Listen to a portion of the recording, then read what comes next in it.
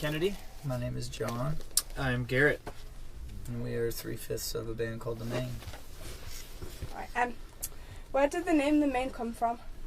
Came from a song called The Coast of Maine by a band called Ivory, who we were pretty heavily influenced by when we first started out. They have since disbanded, but I think they were broken up when we even started. Really? Yeah.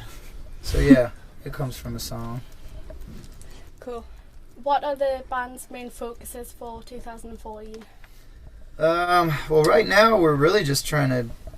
This is one of the first times we've really been able to play our new record for people over here. So that's a huge goal of ours. Kind of we can cross off is kind of being in the midst of the tour. We're starting to play new tracks for people. Yeah, getting in front of new people. We're going to play the Warped Tour in the States, which will take up all of our summer. Yeah, it's mostly just tours. Just running around, yeah. Lots of touring. And really just trying to drive the new record, and we feel like it has a bunch of life left in it, and we're pretty excited about it, so we want to share it with people. Which country do you enjoy touring in the most? I don't know, it's hard to say. I mean, every place that we go has its perks. The familiarity of home is kind of easy for us, but the adventure of being away from home is really, really exciting too. So, we get to come over here and have clouds for a month. Where we're from, we don't really get clouds or rain that often, so it's a pretty cool change of pace. I'm sure you guys hate it, but yeah, for us it's pretty awesome. But yeah, I mean, it's just it's cool that we're still able to tour as a band, and to be excited about things still is pretty awesome because we've been doing it for a while. So I don't know, there is no individual place that's better than the next. What are the highest and lowest points of being in a band? Is there anything that's sticks out more than anything else? I mean, playing shows is definitely the highest, I think, and recording. Yeah. I mean, just creating things is pretty awesome. We get to do that as a job or whatever. Mm-hmm. Right, and the traveling that comes with that is wonderful. The lack of sleep or not knowing where you're going to eat is probably something that's sucky. But that and just general hygiene things fall short. Yeah, but other than that, I mean, things that you can't really be all that upset about. Yeah. Obviously, before you mentioned you play Warped Tour, are you excited? Very excited, yes. It's been a while. It's been 5 years. I actually recounted a story for an interview today of what happened 5 years ago on my birthday lands in the summer. So it'll be interesting to see how 26 is now this summer. It's going to be a lot of fun. They've announced a ton of bands, and we know a handful of them already. So it'll be a good time for sure. If you could play a show with anybody, dead or alive, who would you choose and why? I've yet to see Neil Young in concert. I think that'd be pretty awesome. Just to be a fan of them. I'd pick the Replacements, just because they're cool. Rolling Stones. Have you got any other UK shows or tours coming up in the next year? We know we want to come back to do a proper headliner. Yeah, I mean, we can't think too far ahead of ourselves though yet. This is the second show of this tour, so it's hard to say. But we'll most likely do a closeout tour to the record cycle at some point, and I'm sure over here we'll be involved. Is there any city in particular you're looking most forward to on the Deaf Havana tour? Newcastle, of course. Yeah, good choice.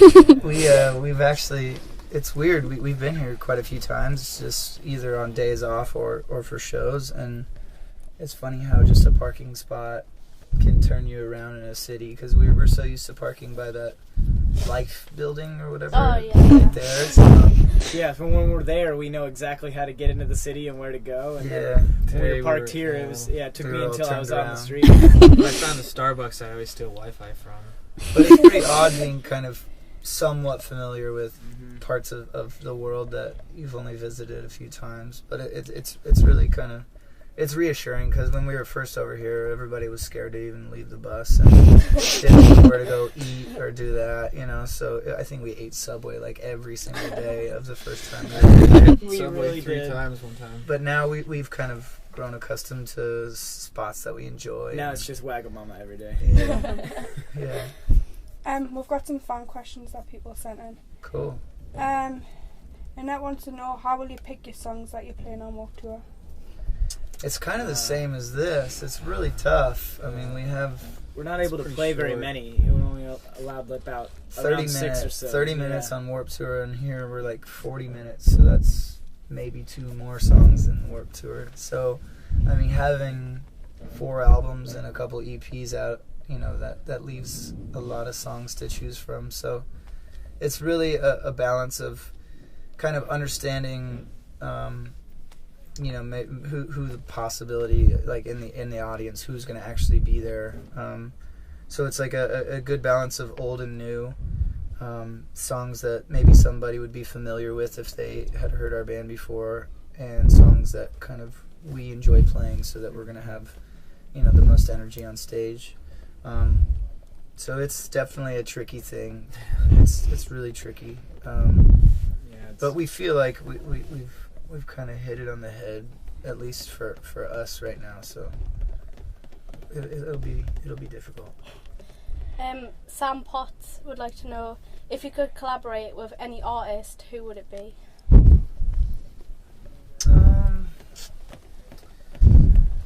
I said Jeff Tweedy the other day from Wilco. I was about to say that. Paul Westerberg. Yeah, there you go. From The Replacements. Tom York. And then finally, Callum wants to know, what's your favourite track on Forever Halloween, and is this like the sound you're going to stick to?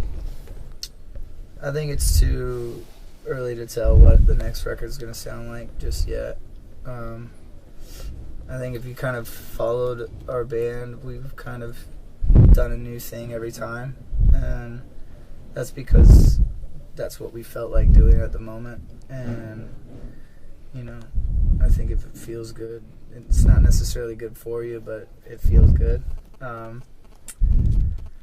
So as far as the next record goes, it's too early. I would guess that it's going to sound different. But the favorite track on Forever Halloween for me is probably Forever Halloween, or sad songs. I wrote sad songs when we were in Newcastle on a day off. Yeah. Is it that bad? No. I wrote it was actually about a taxi driver that we had. We went to eat Italian food, and he was pouring his heart out to me. So it was a weird taxi ride. But it's either sad songs or Forever Halloween for me. I'll pick sad songs. I think it's Forever Halloween for me as well. Alright, and that's all the questions I've got here. Right on. Thank you. Thank you. Thanks a lot.